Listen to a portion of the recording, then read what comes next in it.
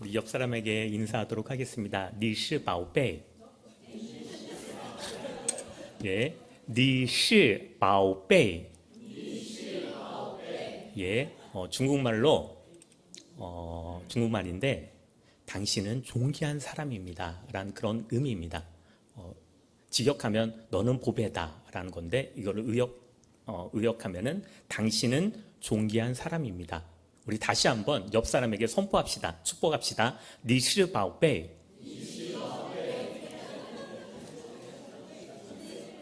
예, 같이 이 시간 기도하도록 하겠습니다. 살아계신 아버지 하나님, 이 시간은 우리가 하나님의 거룩한 전에 나아가며 하나님의 말씀을 듣기를 원합니다.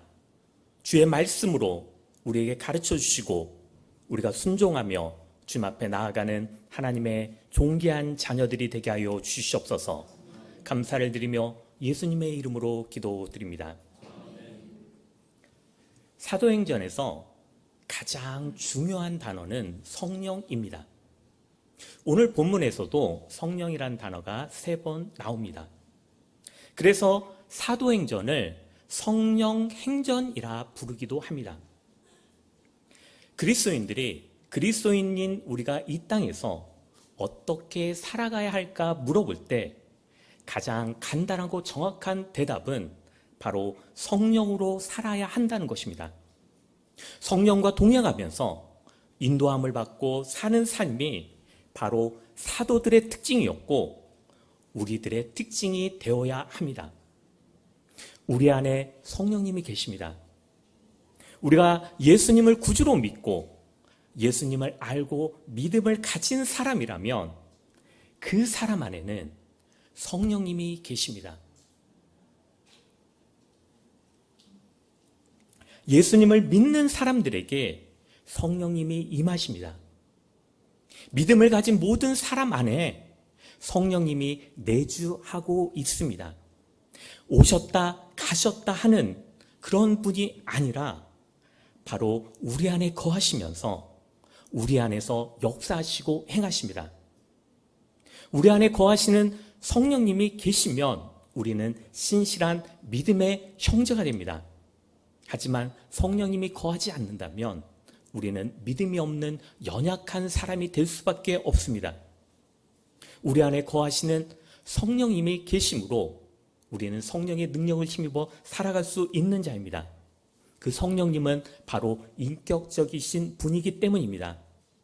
우리 안에 인격적으로 찾아오셔서 우리에게 강압이나 강요를 하지 않는 분이십니다.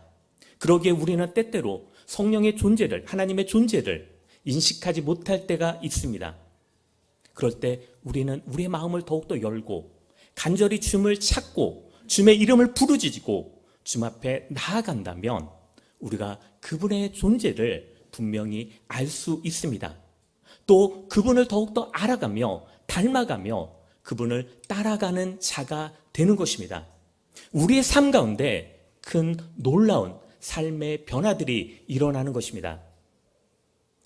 에베소서 4장 15절 말씀에는 오직 사랑 안에서 참된 것을 하여 범사에 그에게까지 잘할지라 그는 머리니 곧 그리스도라라고 말씀합니다. 성령님은 우리에게 예수 그리스도에게까지 자라가도록 인도하십니다.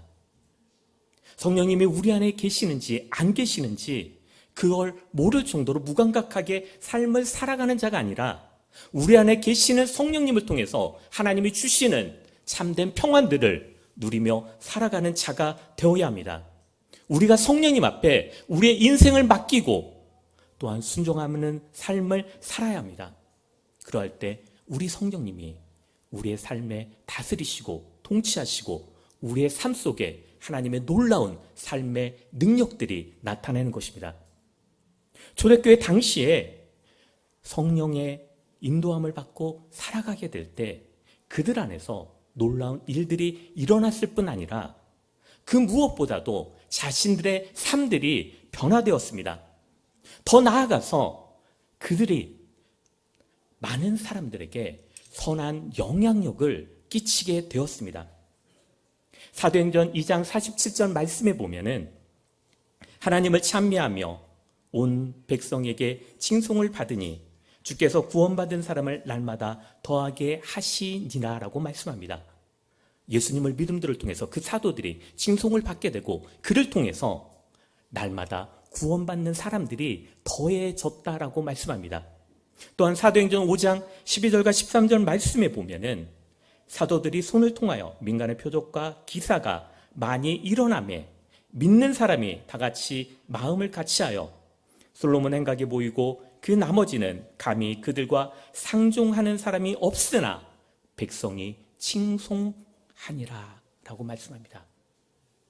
그리스도인들이 세상에서 칭송받았다는 내용들이 계속 나오고 있습니다. 사람들은 로마가 반대하는 기독교를 경계하면서도 예수 믿는 사람들을 칭송했습니다. 그들을 부러워하면서 그리고 그들을 높이고 그들을 자랑하고 그들을 인정하고 있습니다. 그들의 삶의 모습들이 아름다운 삶의 모습으로 나타냈기 때문입니다. 바로 그것은 성령의 역사하심들을 통해서 믿음의 참된 결과가 드러났기 때문입니다. 그런데 오늘 우리가 믿는 기독교는 세상 가운데서 칭송받지 못하고 있습니다. 사람들이 기독교라고 말을 하는 것이 아니라 개독교라고 말을 합니다. 욕먹고 있고 또한 모욕을 당하고 있습니다. 이것은 우리의 믿음이 거짓 믿음으로 변질되었기 때문입니다. 너무나 안타깝고 부끄러운 모습입니다. 3월 1일은 이번에 100주년 기념 행사로 3.1절 행사를 치루었습니다. 3.1절에 독립선언서를 낭독하면서 3.1운동을 주도한 33명 중에 기독교인이 16명이나 됩니다. 더 놀라운 것은 민족 대표가 48명인데 그 가운데 그리스도인들이 24명이나 됩니다. 50%입니다. 50% 그 사람들이 독립운동을 주도해 나갔습니다. 그런데 그 당시 기독교 인구는 1%밖에 되지 않습니다. 그런데 1%가 되지 않는 그 기독교인들이 그 시대에 막대한 영향력들을 끼치고 있었습니다. 그런데 지금은 어떠합니까? 대한민국 인구의 17%가 기독교인이라고 합니다. 그런데 우리는 선한 영향력을 드러내기보다는 안 좋은 시선, 비판의 대상, 징후의 대상, 조롱의 대상이 되고 있는 모습을 보게 됩니다. 바로 이 모습이 한국교회의 현실입니다. 또한 우리의 신앙의 모습입니다. 한국 초기 기독교의 모습을 우리는 회복해야만 합니다. 우리의 신앙의 현주소를 바로 알고 주님 앞에 바로 서서 올바른 그리스도인의 삶으로 우리는 살아가야 합니다. 그렇다면 어떻게 선한 영향력을 끼치는 그리스도의 증인으로 살아가야 합니까? 첫 번째로 성령으로 명하신 말씀으로 살아가야 합니다. 오늘 본문의 말씀은 누가가 책을 2권을 썼습니다. 우리가 잘 알고 있는 것처럼 누가복음과 사도행전입니다. 첫 번째 책은 누가복음입니다. 그래서 먼저 쓴 글이다라고 말을 하고 있습니다. 그런데 그 글을 쓸 때에 쓴 사람의 대상이 바로 똑같은 데오빌로입니다. 누가복음 1장 1절부터 4절 말씀에 보면 우리 중에 이루어진 사실에 대해서 처음부터 목격자의 말씀에 일꾼된 자들에게 전하여 준 그대로 내력을 저술하려고 붓을 든 사람이 많은지라 그 모든 일을 그놈부터 자세히 미루어 살핀 나도 데오빌로 각하에게 차례대로 써보는 것이 좋은 줄 알았노니 이는 각하가 알고 있는 바를 더 확실하게 하려 함이로다라고 말씀합니다. 데오빌로에게 글을 쓰고 있습니다. 데오빌로라는 그 이름의 뜻은 데오는 하나님, 빌로는 사랑받는 자란 뜻입니다. 그래서 하나님을 사랑하는 자란 뜻을 갖고 있습니다. 그래서 어떤 사람은 이 이름의 이 뜻을 통해서 데오빌로는 특정 개인이 아니고 하나님의 사랑을 받는 성도다라고 말하기도 합니다.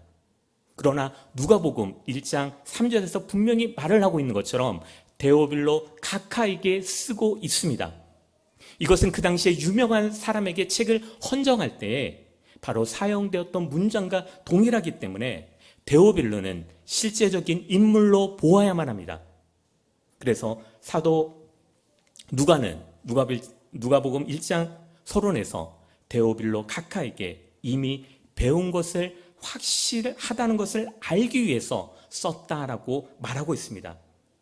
이런 기록들을 보게 되면 아마도 데오빌로는 이방인으로서 높은 지위에 있는 사람이며 기독교에 대해서 어느 정도 잘 알고 있는 사람으로 보입니다. 그래서 사도는 데오빌로에게 쓴 내용을 설명합니다. 우리 본문 2절, 3절 말씀 같이 읽어보도록 하겠습니다. 그가 택하신 사도들에게 성령으로 명하시고 승천하신 날까지의 일들을 기억하였노라.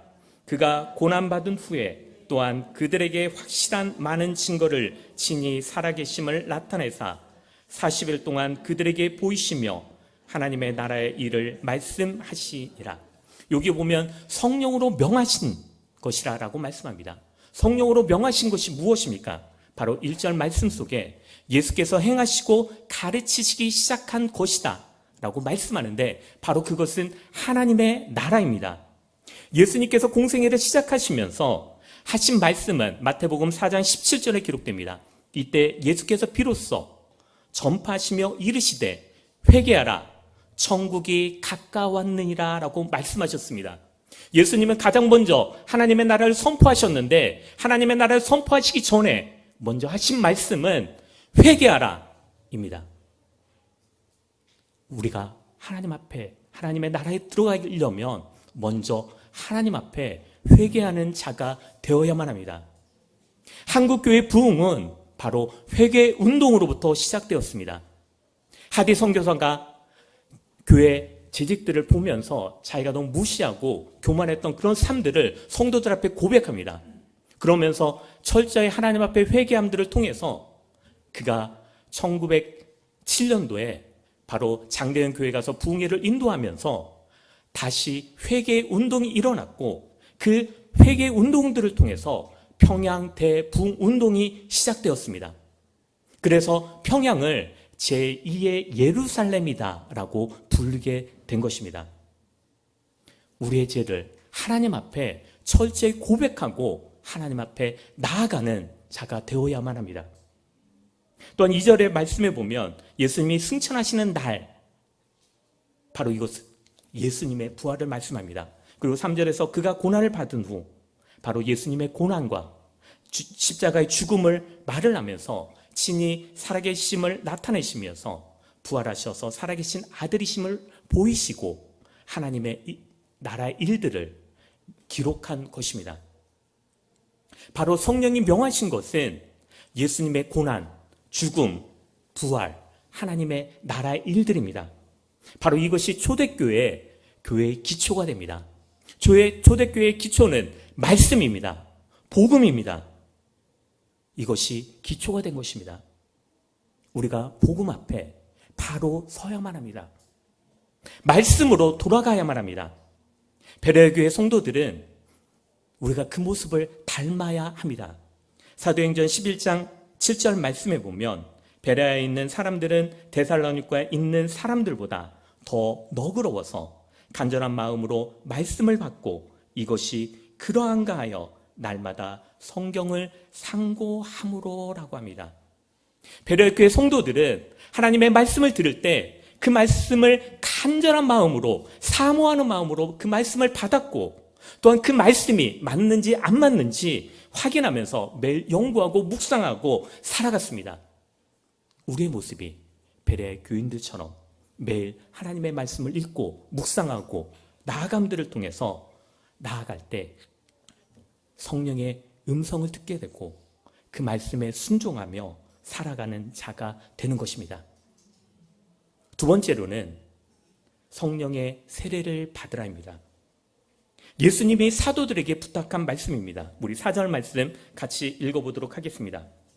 사도들과 함께 모이사 그들에게 분부하여 이르시되 예루살렘을 떠나지 말고 내게서 들은 바 아버지께서 약속하신 것을 기다리라. 예수님의 제자들은 어떤 제자입니까? 겁 많은 제자. 또한 믿음이 없습니다. 또한 의심이 많은 제자들입니다. 그들이 두려움 속에서, 걱정 속에서, 염려 속에서 예수님의 말씀에 기다리고 있습니다. 사도행전 1장 13절 말씀에 보면 들어가 그들이 유하는 다락방으로 올라가니 베드로, 요한, 야고보, 안드레와 빌립, 도마와 바돌로메, 마태 및 알페오의 아들 야고보, 세론인 시몬, 야고보의 아들 유다가 다 거기 있어라고 합니다. 예수님은 제자들에게 이르기를 예루살렘을 떠나지 말고 주님의 약속하신 것을 기다리라고 말씀하셨습니다. 그 약속은 몇 날이 못 돼서 성령으로 세례를 받으라는 것입니다. 그래서 제자들은 예루살렘에서 기다리고 있습니다. 예루살렘은 바로 하나님의 도성을 상징합니다. 또 지금의 교회를 상징합니다. 성령을 받기 전에 예루살렘을 떠나면 성령이 없는 생활이 되고 그의 증거도 하나님의 능력이 나타날 수가 없는 것입니다. 제자들은 복음의 일꾼으로 그리스도의 증인이 되려면 먼저 성령을 받아야 하는 것입니다. 그래서 성령을 받기 전까지 예루살렘에서 떠나지 말고 기다리라고 하신 것입니다. 예수님께서 성령을 주시겠다고 하신 말씀은 공생의 기간부터 하신 말씀입니다. 요한복음 15장 26절 말씀에 보면 내가 아버지께로부터 너희에게 보낼 보혜사 곧 아버지께로부터 나오시는 진리의 성령이 오실 때 그가 나를 증언하실 것이요 라고 말씀합니다. 보혜사 진리의 성령이 오실 때 나를 증언하실 것이다 말씀하고 있고 요한복음 16장 7절 말씀에 보면 내가 떠나지 아니하며 보혜사가 너희에게로 오시지 아니할 것이요 가면 내가 그들을 너희에게로 보내리니 라고 말씀합니다. 내가 아버지께로 가면 보혜사 성령을 너희에게 보내실 것이다 라고 말씀합니다.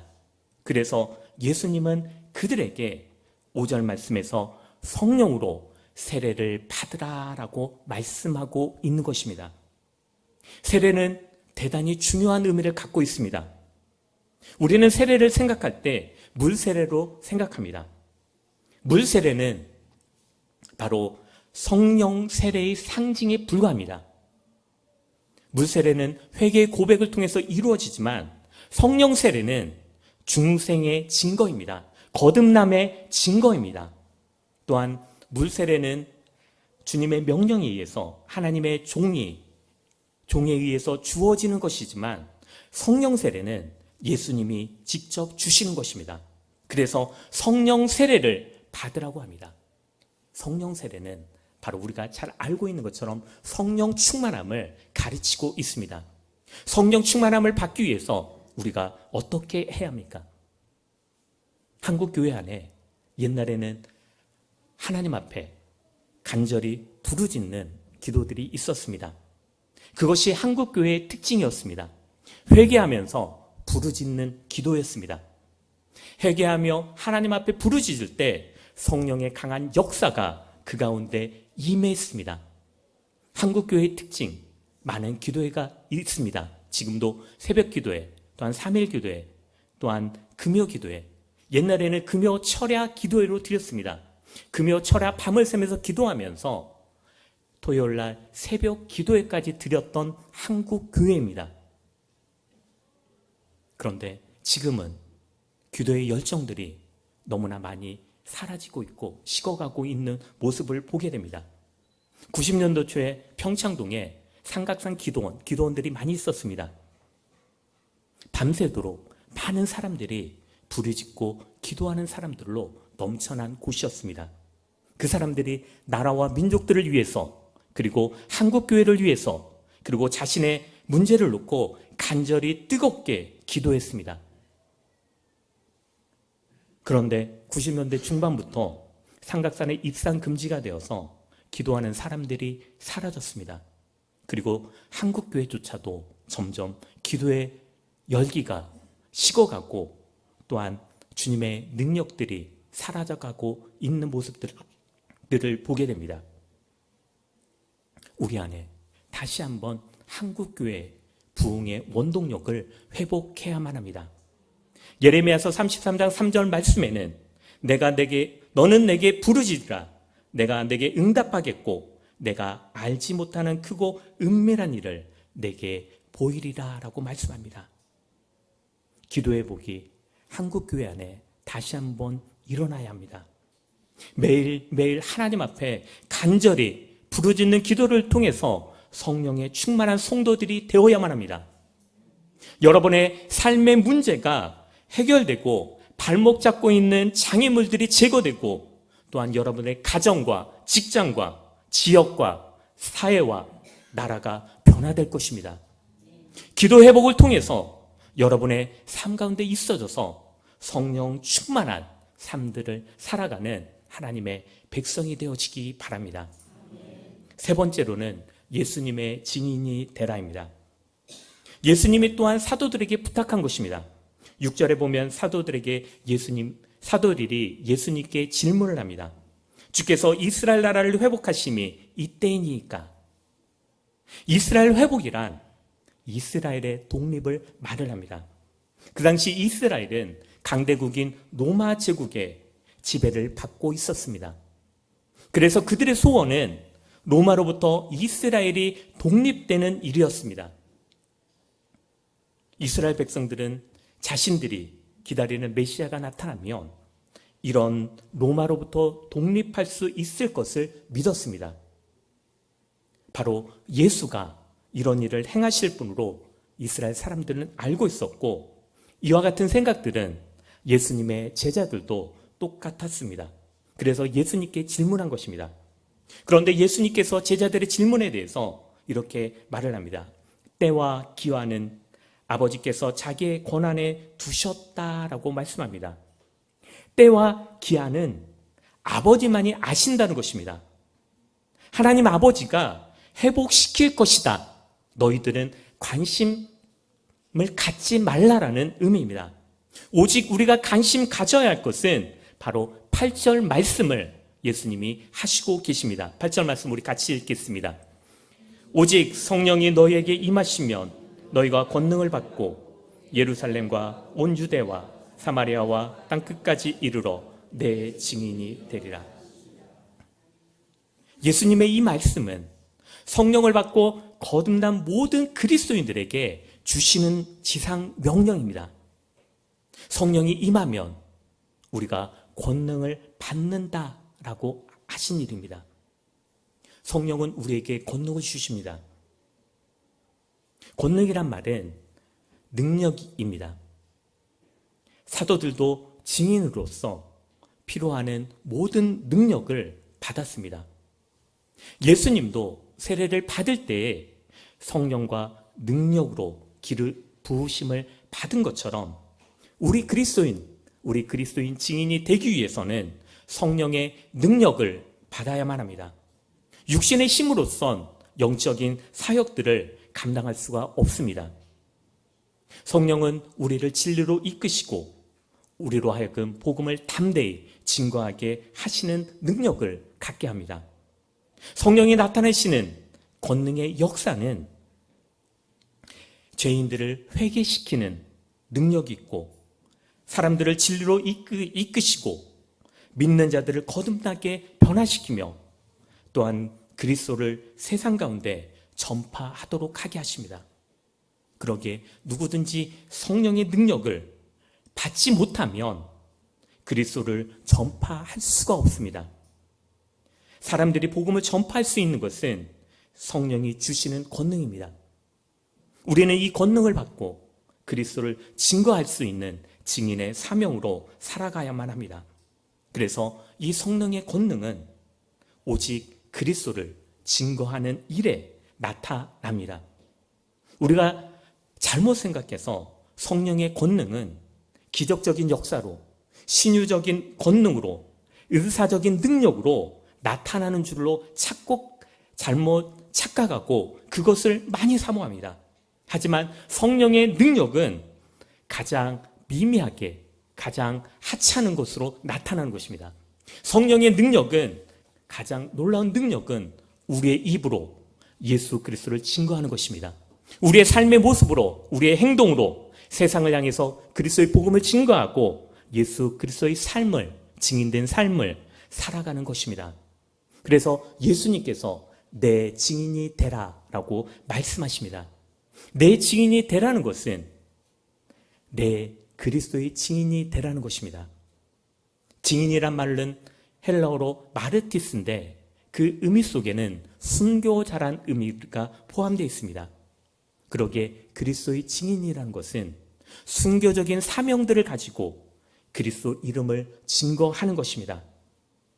우리의 삶 속에서 순교적 사명들을 가지고 살아가야만 합니다. 그럴 때 증인된 삶들을 살아가게 되고 그 증인된 삶들은 내가 머무는 곳에서 시작되는 것입니다. 내가 있는 그곳으로부터 시작되는 것입니다. 내가 있는 그곳에 그리스도의 향기를 드러내고 빛과 소금으로 삶을 살아가는 자가 되어야 합니다. 저의 성격은 되게 내성적이고 소극적입니다. 그리고 되게 조용한 편입니다. 더군다나 많은 사람들 앞에서 말하기를 별로 좋아하지 않는 성격입니다.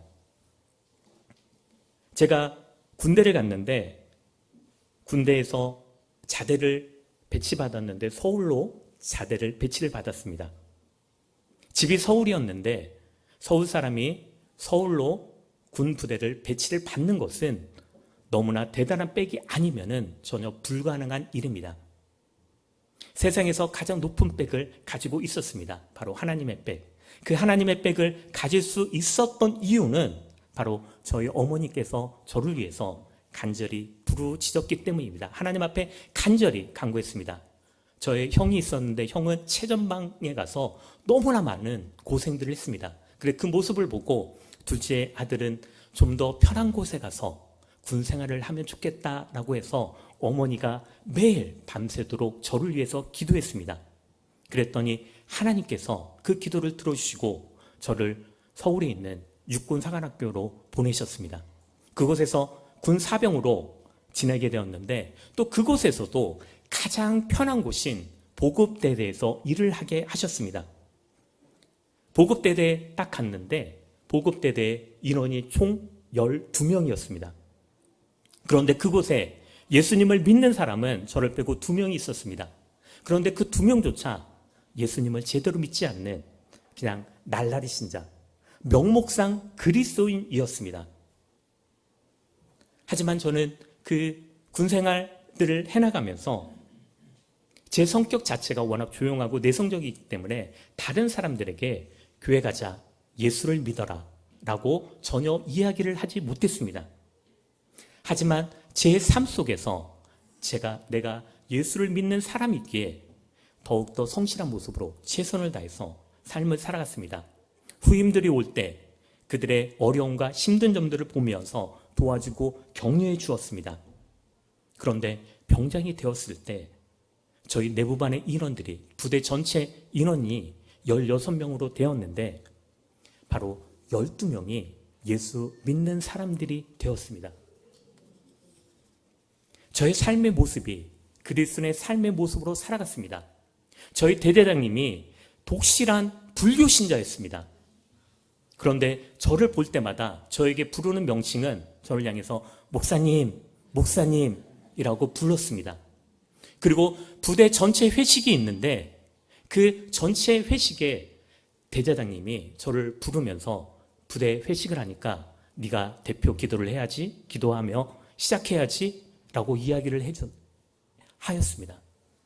그것은 저의 삶이 예수 그리스도를 말로 증거하지 않지만 삶의 모습으로 그리스도를 증거했기 때문에 간부들이 저를 인정하고 또한 제 후임들이 들어오는 그 후임들이 저를 보고 자기가 스스로 교회를 가겠다고 자원해서 가게 된 것입니다.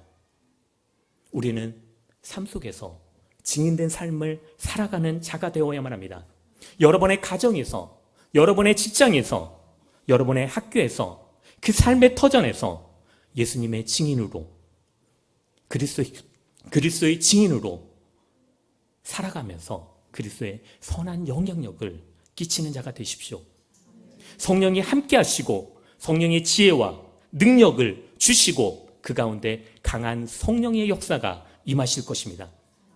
사도 바울은 사도행전 마지막 부분에서 보면은 그가 감옥에 있었던 것을 보게 됩니다. 감옥은 어떤 곳입니까? 너무나 어둡고 막막하고 절망과 좌절과 실패의 공간입니다. 그 공간에서 사도 바울은 무엇을 하고 있습니까? 사도행전 28장 31절 끝에 보면은 하나님의 나라를 전파하며 주 예수 그리스도에 관한 모든 것을 담대하게 거침없이 가르치더라라고 합니다. 감옥이란 곳에서, 어두운 곳에서 하나님의 말씀을 증거하고 있습니다. 우리가 있는 곳이 어디 있느냐, 그것이 중요한 것이 아닙니다.